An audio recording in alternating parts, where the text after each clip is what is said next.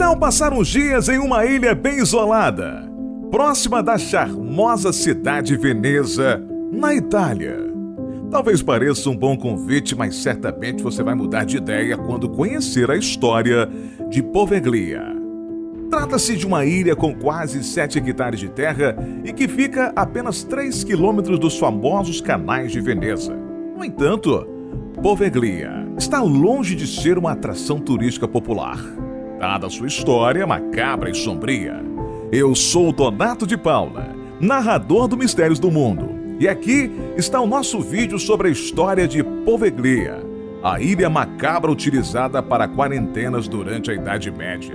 Se você gostar, não se esqueça de deixar o like, se inscrever no canal Mistérios do Mundo e ativar as notificações.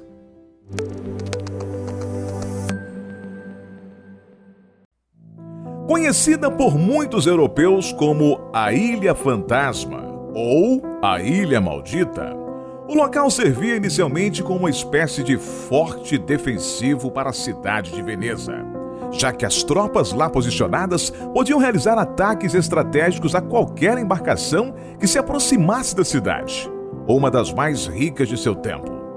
Mas o tempo passou e a Europa medieval se viu assolada por uma das mais mortais doenças da história, vindos da China em caravanas de comércio até o Mediterrâneo.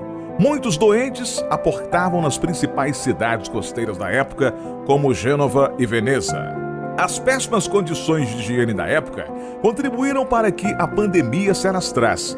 Inicialmente, a transmissão da peste bubônica se dava por meio de ratos e pulgas, mas em um estágio avançado se propagava também por via aérea através de gotículas.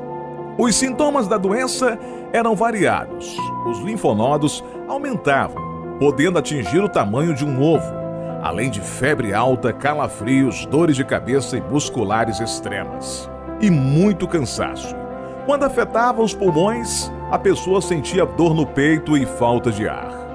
E ao entrar na corrente sanguínea, as bactérias causavam septicemia, o que levava a danos nos tecidos, falência de órgãos e finalmente a morte. A doença, hoje facilmente tratável com antibióticos, ceifou a vida de 75 a 200 milhões de pessoas na Europa e Ásia. Na tentativa de controlar a pandemia, as autoridades criaram vários pontos de quarentena, e um desses lugares foi a ilha de Poveglia. Com o objetivo de manter os doentes afastados dos grandes centros populacionais, as autoridades chegaram a mandar mais de 160 mil vítimas da praga para Poveglia, onde ficavam por pelo menos 40 dias, sendo que a maioria jamais voltava de lá. Como era feito também em outros pontos de quarentena, os corpos dos mortos eram queimados aos montes para tentar frear a peste. Essa é a razão pela qual lendas contam que hoje o solo da ilha é formado quase por 50% das cinzas daqueles que morreram na pandemia. Além disso, durante os piores picos da peste bubônica na Europa, centenas de corpos chegavam de outras localidades com o objetivo de serem descartados na ilha, o que faz com que os números de pessoas enterradas, queimadas e simplesmente esquecidas por lá seja ainda maior.